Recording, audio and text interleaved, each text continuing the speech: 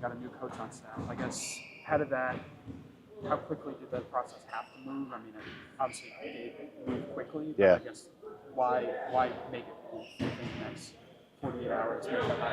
Well, once Kirk let me know that he was going to go back, needed to go back to New Zealand, wanted to go back to New Zealand, and how that was going to play out. We had put a process in campus to be able to get an emergency waiver to be able to move right away. So, once that all became official, we had already had, campus's approval to be able to move quickly. Was Brad like the first guy that came to mind? Was it just a process of, oh hey, I got this great idea, or how did that? I always have a short list. I always have a list going somewhere that if there is an opening on staff, what do I need? And it's not necessarily that you're replacing the person that left. I always evaluate what does our staff need, what does our team need, and there was other people on my list, but Brad was the one that came to mind pretty quickly. What specifically was that thing you were looking for that Brad could bring to the table? Just looking at what our team needed and what how our staff composition, what else can we add to our staff, and I felt somebody with his background, his youthfulness was important, his experience was important, and I felt that's what would help our staff most. We've got a lot of experience on our staff, guys that have been head coaches, have coached a lot, been here a while, so I felt it was important to obviously still be tethered to us in terms of that's really important. We've seen that. You've seen that with the composition of my staff over the years. There's usually a connection, and a lot of it is to people that have been here. So those two combinations really kind of led me quickly to Brad, and I've had conversations with him over his whole career that he's always wanted to coach. And that's been a goal for him. He wasn't going to play forever, and just the opportunity came about where he wanted to do it when I talked to him about it, and it didn't take long from there. Greg, you have so many new faces on this team this year, from transfers to international. How much can Brad help with teaching the culture of your program? I think our older guys, have done a really good job of that. Winter, Blackwell, Janicki, guys that have been here. Even my own son Isaac, obviously he's been around it, so they understand. And players that come here specifically through the portal that have been in the U.S. understand what Wisconsin's about. Hayden has a great perspective of what this place is about. Alexis and those that we've talked to internationally, they do their homework. They do their research. Wisconsin basketball is not a secret in Europe. So they come in pretty much with their eyes wide open and understanding, what this place is about. And then really it's in the hands of our older players. They're the gatekeepers, so to speak, that are able to hand down, information and pass on experiences and get guys up to speed quickly. And our older guys have done a great job of that. Always have. I mean, that's an ongoing tradition. If there's one responsibility we leave with our upperclassmen, it's to help, those younger guys or new guys through that process and get them on the on-ramp quickly. How can this role kind of look maybe different with Brad in it? Yeah, it's going to look different. It's not going to be the same. I mean, Kirk had his own unique skill set and obviously helped us a lot with the offensive stuff and helped me in terms of what my vision was, build that bridge to it, so that the offensive stuff won't change. I mean, I called most of it last year. We're able to get great insight into where it needed to go and help with that. So obviously we're grateful to Kirk for how he helped us get to where we wanted to get to and do it probably faster than I would have anticipated. But also good offense always revolves around good players, right? I've never seen a good offense have bad players in it. So the credit also has to go to our players. Obviously, a lot of them have graduated and moved on to other spots, but Brad's role will be different.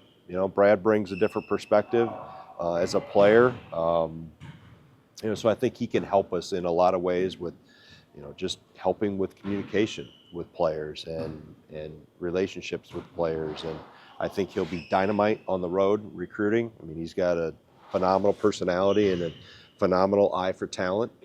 And he's a terrific communicator. So, and he's full of energy. and that's I'd rather have a young coach that you can mold and not have to wind them up.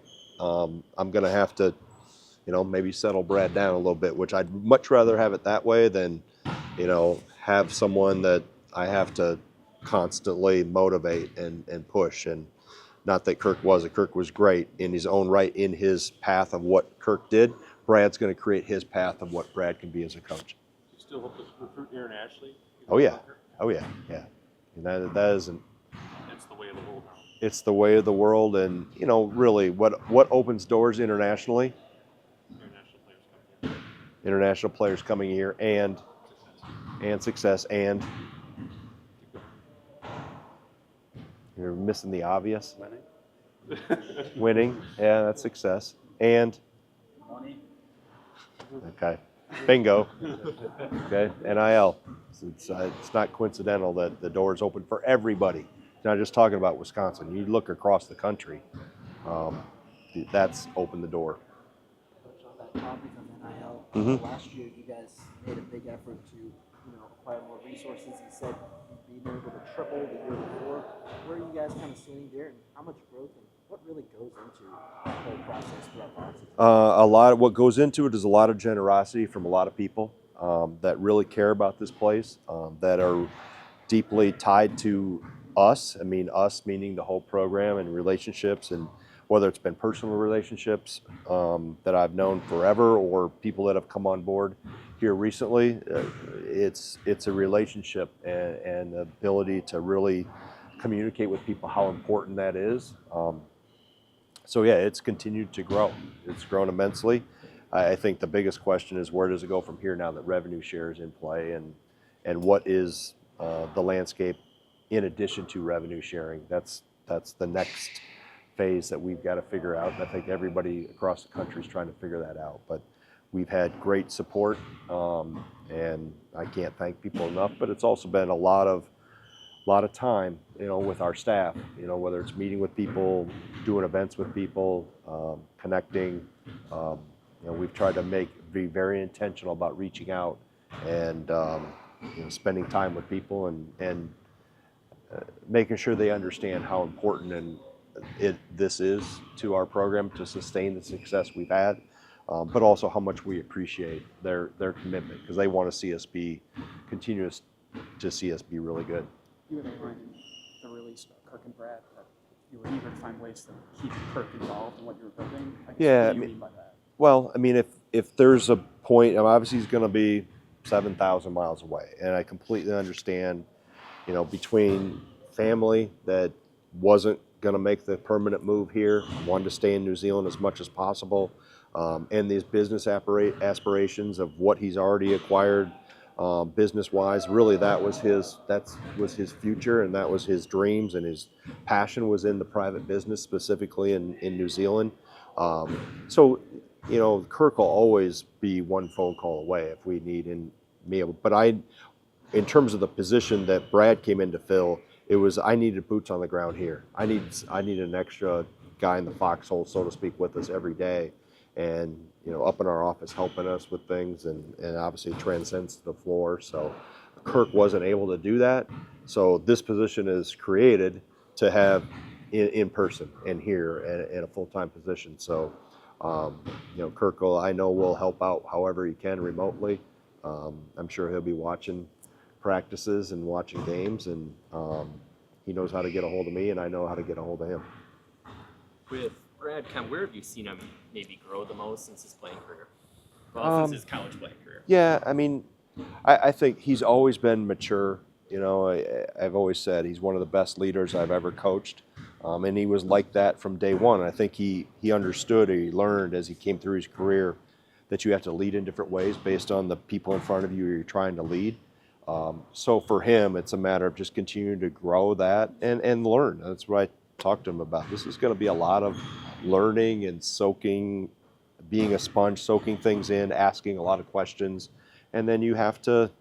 Nobody can do it for you. You're going to have to take those steps, right? And I remember when I was that age coaching, you try to soak in as much as you can, ask the questions, be a really good listener, and then he'll do fine, because he's got he's got the other skill sets that I really want, and then he'll blossom into his own role in his own way. He doesn't need to coach like me, or doesn't need to coach like Joe or Kirk or Sharif.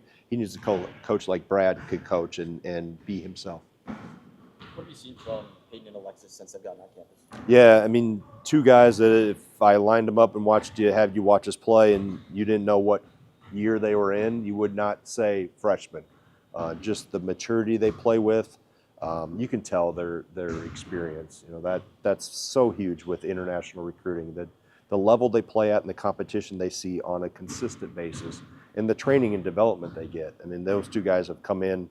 They both got here in late August when I was in Croatia for our daughter's wedding, and hit the ground running. I mean, like I said, they both have fit in really well, pick things up really quick, but also have played in what we're doing. So it's, you know, Alexis is one of our better bigs in terms of understanding the concepts of the ball screen because he's been doing it since he was 12 years old. So there's an advantage to that, even though he's technically labeled a freshman.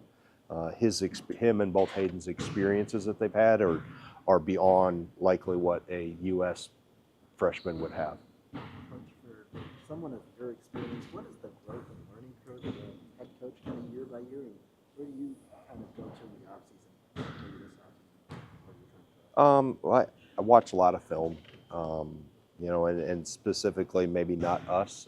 I'll go through us after the season and then maybe revisit it again in the fall, like I am now. Specific games and just look at what we were good at. Where is the game transcending to? How does this year's team fit into what we want to do? Because every team is different. And then you're always, you know, the Rolodex of information is constantly growing. I'm constantly. I mean, I shouldn't say a Rolodex because that dates it. I bookmark a lot of things on Twitter, okay, or X, I guess I should play. I bookmark some of those little things you see, those highlights, or little set plays. I don't even know the name of the little dudes that do that stuff. They obviously have a lot of time on their hands and watch that much film. But if I scroll through and I see stuff that I like, you know, I'll bookmark it, and then if you happen to see it in a Badger game, you can probably find it somewhere on Twitter that I stole it from. So the basic concept stays the same. We're just add branches to the tree, so to speak, as the team evolves. I want to see what these guys are good at. This group so far has been really good at just organically playing. I think that's part experience in the system now, part experience of our players we brought in, and then obviously the development that's taken place. So it's a combination. I don't have to call a lot or script a lot with this group. They understand how to play, and I think that's as a head coach maybe 7, 8, 9 years ago, you felt you had to have a lot of plays, and I still do. But I think you learn that helping players learn how to play and let them play is more important maybe than how many plays you have. And I've been accused of having more plays than the Packers, but at the same time, you find that balance, I think, in that. And each team's different. Some teams I've had teams where you really have to script it because they couldn't maybe swim on their own quite as gracefully. This group, I think, can go on their own pretty good.